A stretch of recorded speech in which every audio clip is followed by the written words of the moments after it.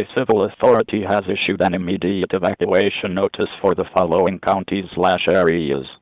San Miguel, NM, at 11:19 am on May 21st, 2022, effective until 7:19 p.m. Message from WDFA/CAP.